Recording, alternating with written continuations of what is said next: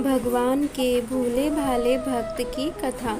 भक्त धन्ना जी का जन्म मुंबई के पास धुआन गांव में एक जाट घराने में हुआ।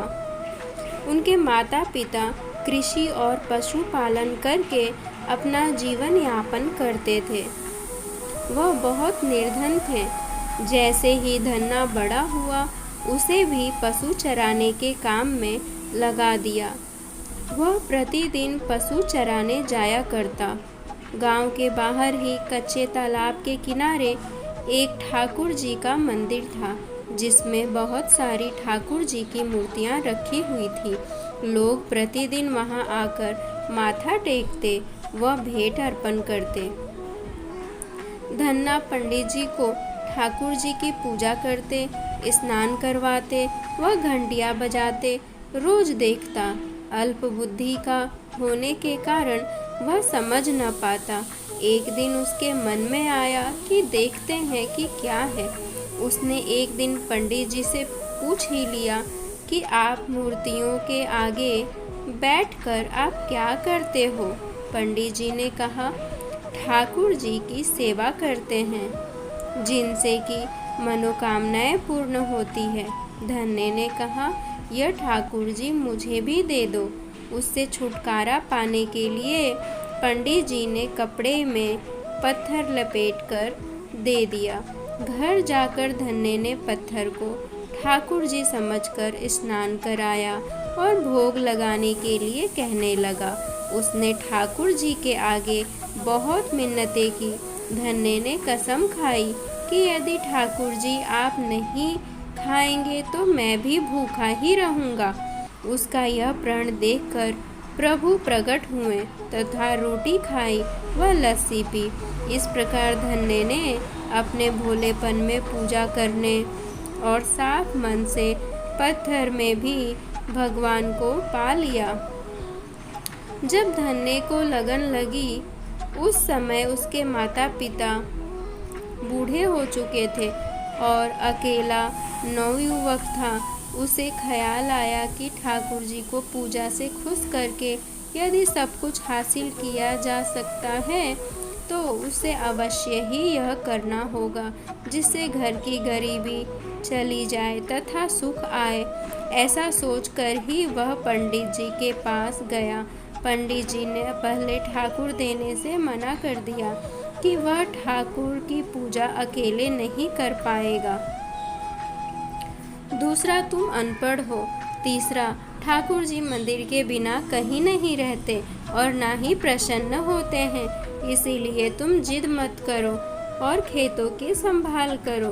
ब्राह्मण का धर्म है पूजा पाठ करना, जाट का कार्य है अनाज पैदा करना। परंतु धन्ना टस से मस न हुआ। अपनी पिटाई के डर से पंडित ने जो सालिग्राम मंदिर में फालतू पड़ा था, उठाकर धन्ने को दे दिया और पूजा पाठ की विधि भी बता दी। पूरी रात धन्ने को नींद न आई। वह पूरी रात सोचता रहा कि ठाकुर जी को कैसे प्रसन्न करेगा और उनसे क्या मांगेगा। सुबह उठकर अपने नहाने के बाद ठाकुर जी को स्नान कराया। भक्ति भाव से बैठकर लस्सी, मक्खन व रोटी पकाई। उसने प्रार्थना की, हे प्रभु, भोग लगाओ। मुझ गरीब के पास रोटी, लस्सी और मक्खन ही है और कुछ नहीं। जब और चीज़ें दोगे तब आपके आगे रख दूंगा। वह बैठा ठाकुर जी को देखता रहा। अब पत्थर भोजन कैसे करे। पंडित जी तो भोग का बहाना लगाकर सारी सामग्री घर ले जाते थे, पर भले बालक को इस बात का कहाँ ज्ञान था। वह व्याकुल होकर कहने लगा कि क्या आप जाट का प्रसाद नहीं खाते? दादा तो इतनी देर नहीं लगाते थे। यदि आज आपने प्रसाद न खाया तो मैं मर जाऊंगा, लेकिन आपके बगैर नहीं खाऊंगा। प्रभु जानते थे कि यह मेरा निर्मल भक्त है, छल कपट नहीं जानता। अब तो प्रकट होना ही पड़ेगा। 1 घंटा और बीतने के बाद धन्ना क्या देखता है कि श्री कृष्ण रूप भगवान जी रोटी मक्खन के साथ खा रहे हैं और लस्सी पी रहे हैं।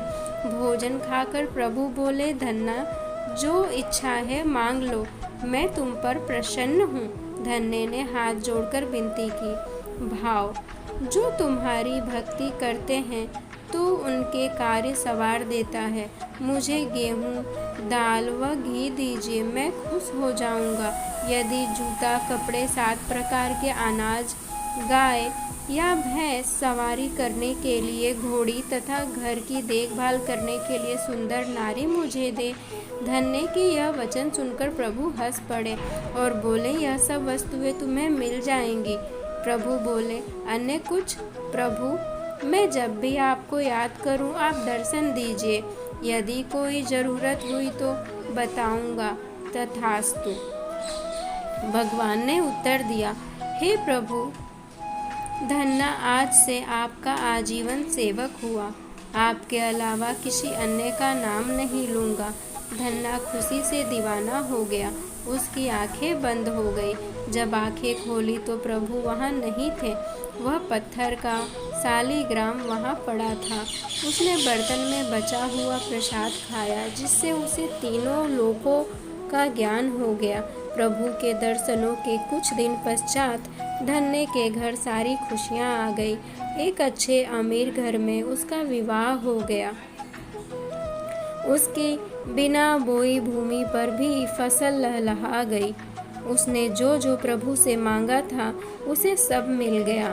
किसी ने धन्य से कहा, प्रभु तुम पर प्रसन्न हैं, तुम्हें फिर भी गुरु धारण करना चाहिए। उसने स्वामी रामानंद जी का नाम बताया। एक दिन अचानक ही रामानंद जी उधर से निकले। भक्त धन्य ने दिल से उनकी खूब सेवा की तथा दीक्षा की मांग की। रामानंद जी ने उनकी विनती स्वीकार कर ली और दीक्षा देकर धन्य को अपना शिष्य बना लिया। धन्ना भगवान के नाम का सुमिरन करने लगा। धन्ना की भक्ति इतनी प्रबल थी कि वह जब भी ठाकुर जी को याद करता, ठाकुर जी उसके समक्ष प्रकट हो जाते। राधे राधे।